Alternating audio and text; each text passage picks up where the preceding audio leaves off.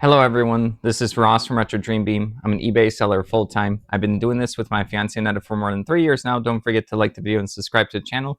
I'm about to go into what we're shipping out today on Tuesday. Still pretty good sales. This is a crazy January. I'll do a recap at the end of the month. We'll see how it actually rounds out.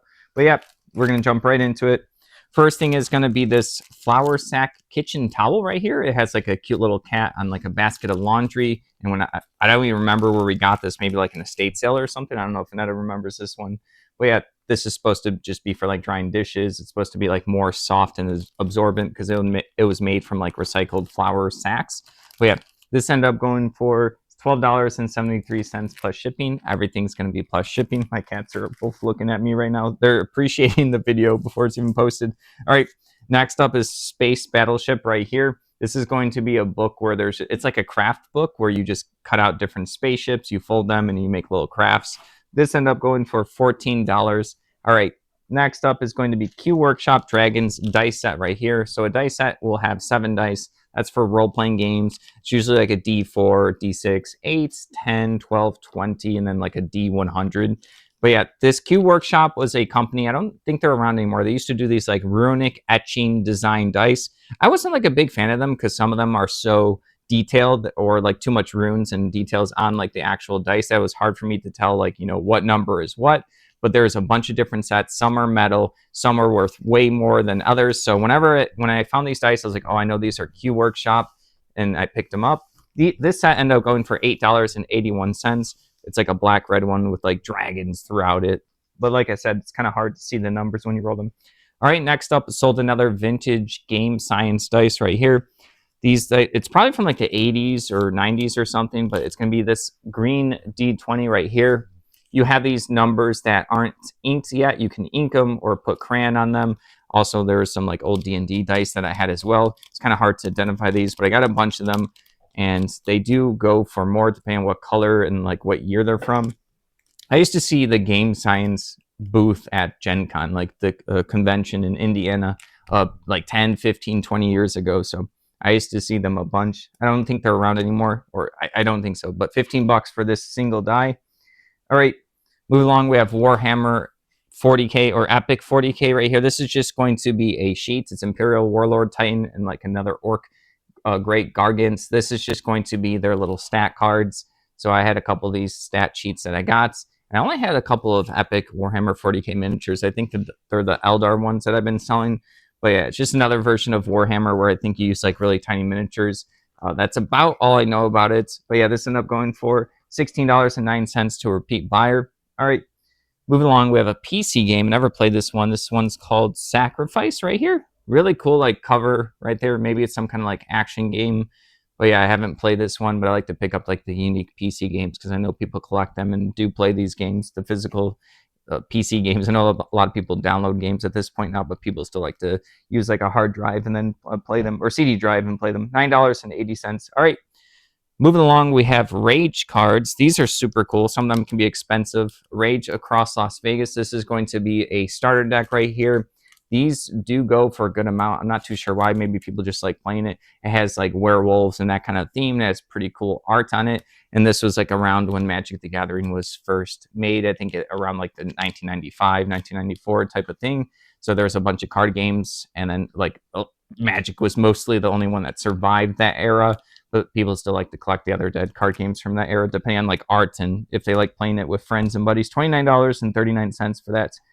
All right. Next up is going to be 2 of these. Another one I forgot to grab because the bin was here at the house, and then I forgot to grab a couple of items I'm going to be talking about today because they're just like right over in the other room, but I don't want to interrupt the video. But they got 2 Star Wars Armada bits and pieces. The Star Wars Armada was by Fantasy Flight Games. So X-Wing was another game that they had where you had these little like dog fights in the air with like small spaceships and stuff. Armada is supposed to be like you're having fleet battles, so you would get a big fleet versus someone else's big fleet. Same company, so they had similar ways and how the game played. This is just going to be what this was, the Nebula B right here. Just everything without the miniature. These would come in clamshell packages, and the bumpy part would be where the miniature would be. We got all the bits and pieces for this. They also got a TIE Bomber expansion pack, but they got it for X-Wing. So they got like without the miniature. So they got an Armada piece, and then they got an X-Wing thing. Maybe they just like Star Wars. $20 for those 2.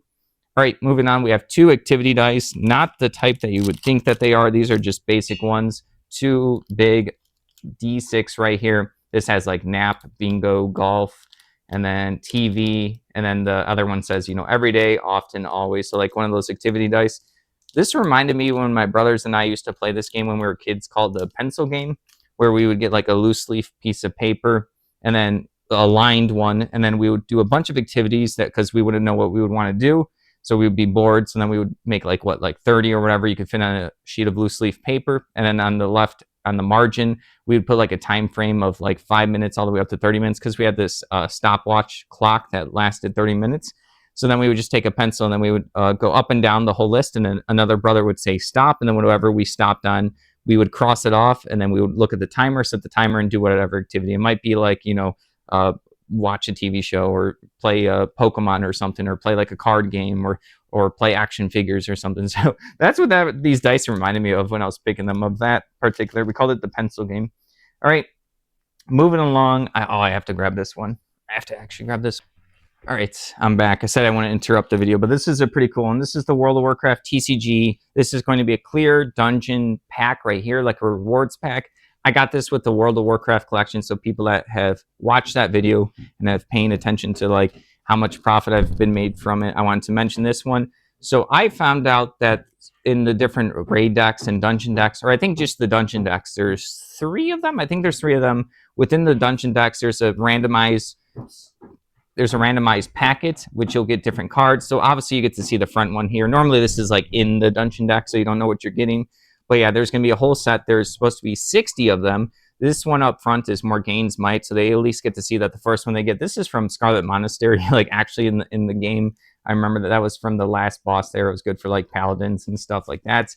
But yeah, this ended up going for $41.99. There are a couple of the random cards that could be in the back, you know, in the rest of this pack that are worth like a lot of money. So some of them are only like 50 cents to $1. Other ones, I forgot what the highest could be, but more than the $41.99. So those are treasure packs, even though it's outside of. That's is probably like the main thing. Either the whole dungeon deck itself is expensive, or like the treasure pack is probably the next most expensive. $41.99 for that. It's going international. All right. Next up is going to be 4 paperback novels. These are going to be fantasy ones. We got Mistress of the Empire. 2 of these are by Janie Wursts. The King's Buccaneer.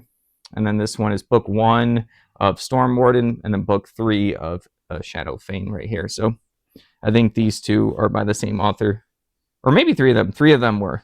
So yeah, I just had a bunch of random fantasy novels. 3 of them were, I guess, the same author. The other one I just kind of threw in probably because it wasn't worth selling alone. So someone's going to appreciate reading these. Been doing well selling books. I have a bunch of lots listed. I have a bunch of individual ones listed of all sorts of, you know, all the way from like historical stuff to these fantasy novels. These end up going for $14. All right. Next up is going to be the box only. So if it was the full thing, it would have been good. This is going to be Advanced Squad Leader, GI Anvil of Victory. So you see me sell a lot of those hex boards. They come in these. These also come with scenario cards. They come with all the little chit tokens. You see me sell those separately.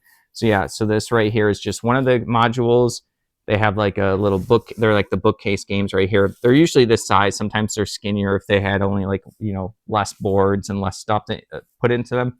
People are going to use this as a replacement box. The corners are all good on this one. This one's actually a pretty good clean box. $10 only for this one, but like this is just the box as like a replacement or storage or collectible purposes.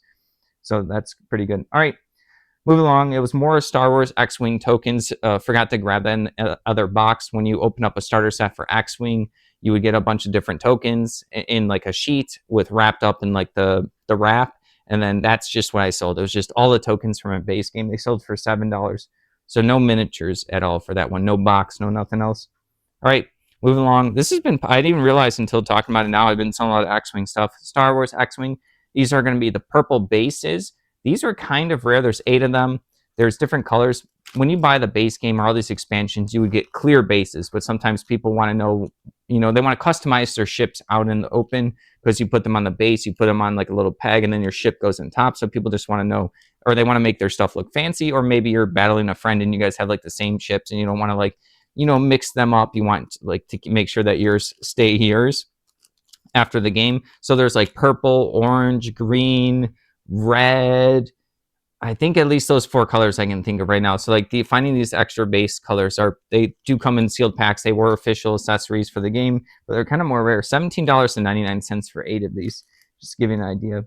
All right, moving along. Armies in plastic Napoleonic. These are 1 out of 32 scale, like toy soldiers. I have like a set. Basically, I have a huge baggie of these, and then I looked up and found out that these were all part of a particular set. These are like French something. I think French command or something like that. So yeah, I got a bunch of these. I already relisted another lot of these when I was at the storage unit. I have them all in a baggie, so I just like brought a baggie of listings back home, if that makes sense. But yeah, so then I'm going for $8, and I relisted another. All right, next up, because I didn't want to bring the whole baggie of them, count them out here, and then bring the whole baggie back. So I have small bags there for situations like this. I have a lot of supplies at the storage unit for just in case scenarios, and it becomes helpful like for that. All right, next up is going to be some color pencils. These are going to be some kind of like vintage ones. These were going to be thrown out by someone and cleaning out their storage unit, so I grabbed some stuff that I thought could be useful for reselling or using for myself. And these are just some kind of vintage color pencils. I don't know what particular brand.